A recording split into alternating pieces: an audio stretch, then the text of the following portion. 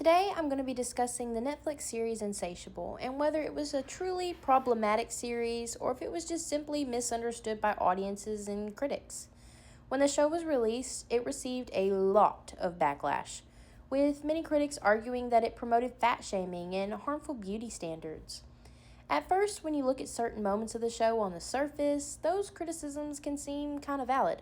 However, in my paper, I argue that those critiques rely only on reading the show at its face value, as if it were trying to be a realistic portrayal of events. But Insatiable is not that show. It's not meant to be taken literally. Instead, it uses exaggeration, satire, and a stylistic framework of camp to critique the idea that appearance and external success lead to happiness.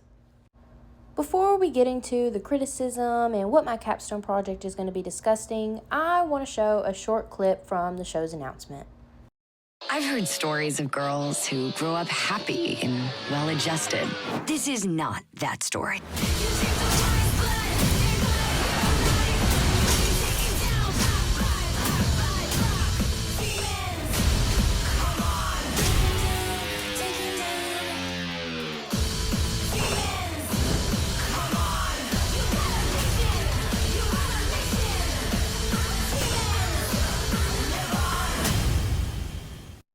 Even in this short clip, we can already see that the tone is exaggerated and dramatic. The visuals are over the top and unrealistic, which suggests that the show is not trying to present a realistic story. At first, the reaction to the show was very positive. As seen in these YouTube comments here, many viewers were excited to see Debbie Ryan back, and there was a lot of anticipation for the show's release. Based on these early reactions, it seemed that the show was going to be successful.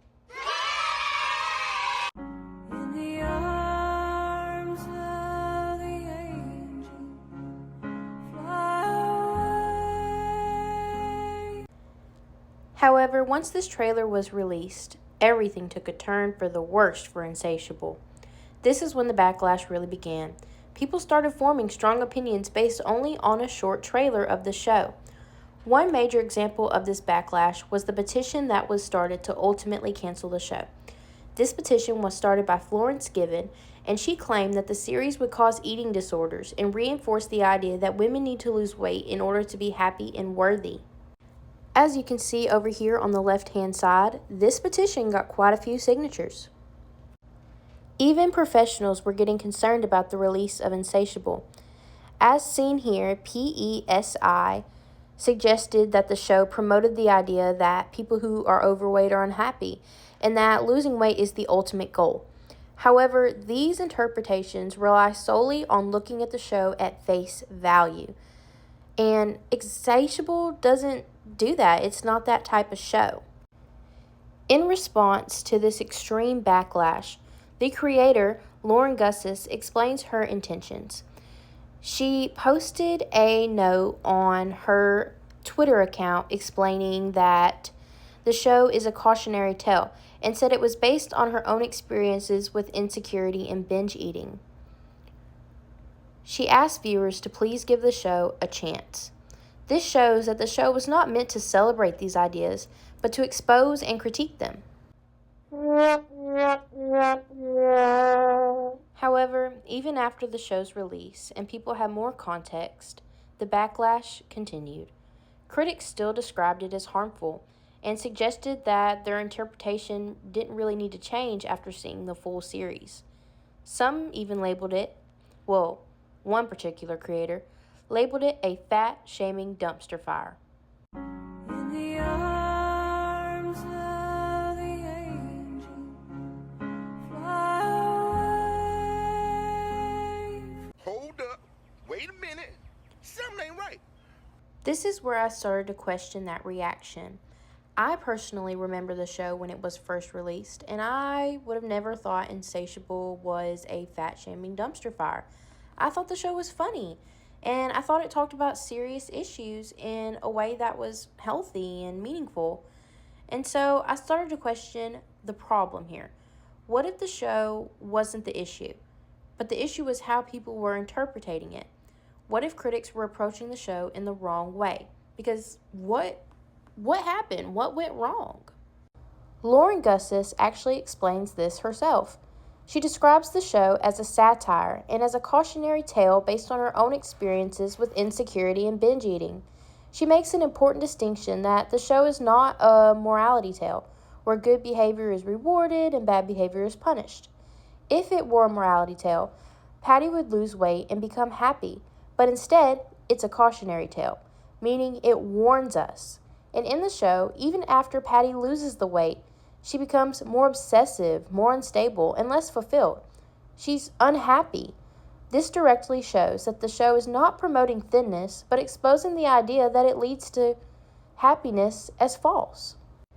In interviews where Lauren Gussis is explaining the show, she also explains that she wanted the experience of watching the show to mirror binge behavior so that the audience could better understand what Patty was going through.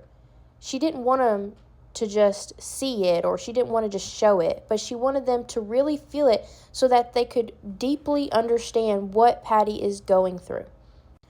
The show is structured where moments are going to make you laugh, but then after you watch it and sit back and think about what issue it's discussing or what's truly happening, you're going to feel disgusted with yourself for laughing.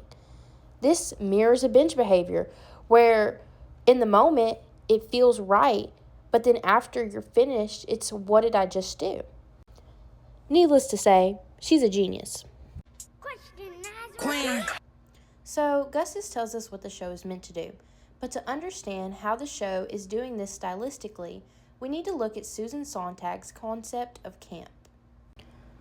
Sontag explains that camp sees everything in quotation marks, meaning that what we are watching is not meant to be taken literally. In my paper, I explained that if Insatiable were a realistic show, we would expect the characters to behave naturally and situations to appear as like real-life experiences. But instead, the show immediately signals from the very beginning that it is not realistic. For example, let's look at the opening scene. The series opens with Patty calmly explaining that she's heard stories of girls who grow up happy and well-adjusted, while images of young girls are shared on the screen of them doing cartwheels on the beach, eating ice cream, holding hands with their best friend. And then Patty interrupts this calm moment by saying, "Screw those bitches," while an arrow appears on the screen pointing at one of the young girls, saying, "Especially this one." If this were realistic, this would come across as her genuinely tearing down other women. But because it's operating in an exaggerated and stylized framework, it's actually placing those ideal images of perfect girls in quotation marks. It's exposing them as unrealistic expectations rather than presenting them as any sort of reality, or idolizing them whatsoever. Sontag also explains that camp exaggerates characters and turns them into performances. In my paper, I talk about how characters in Insatiable are not realistic people, but exaggerated versions of themselves and what they do. For example, Bob Armstrong is not just a pageant coach, but he's a pageant coach. He is overly enthusiastic, dramatic, and completely consumed by the pageant world. The pageant system itself is also exaggerated, with extreme rivalries, unrealistic rules, and even situations involving manipulation and attempted murder. If we read this literally, it would suggest that the show is celebrating this toxic system. But because it's so exaggerated, it's actually exposing how extreme and unhealthy these expectations are. Sontag explains that camp has a love of the unnatural, meaning it embraces the unrealistic and excessiveness of situations. In Insatiable, this is clear in Patty's weight loss. If this were realistic, her transformation would happen gradually through healthy choices, but instead, it happens because she gets punched in the face by a homeless man and has to have her jaw wired shut because he was trying to take her candy bar and she got defensive, which is completely unrealistic. But if we choose to read this literally, it could seem that the show is promoting extreme weight loss. But when we recognize that it's exaggerated, it becomes clear that it's not presenting this as a real or ideal solution. And this connects to the most important pattern in the show that I discuss in my paper. Patty's life is driven entirely by external changes and not internal growth. She loses the weight, becomes popular, seeks revenge, and chases success. But none of these things actually make her happy. Even when she achieves these goals, she immediately moves on to the next one, still feeling unfulfilled. This shows that the show is not promoting these changes, but critiquing the idea that external success can fix internal struggles. Sontag also explains that camp dethroned seriousness, meaning it presents serious topics through humor and exaggeration. In my paper, I explain that this affects how the audience experiences the show. At first, viewers laugh at the exaggerated characters, dramatic revenge plots, and just over the top situations.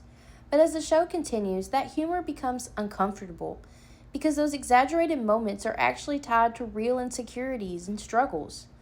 The show is designed to make the audience question why they found those moments funny in the first place.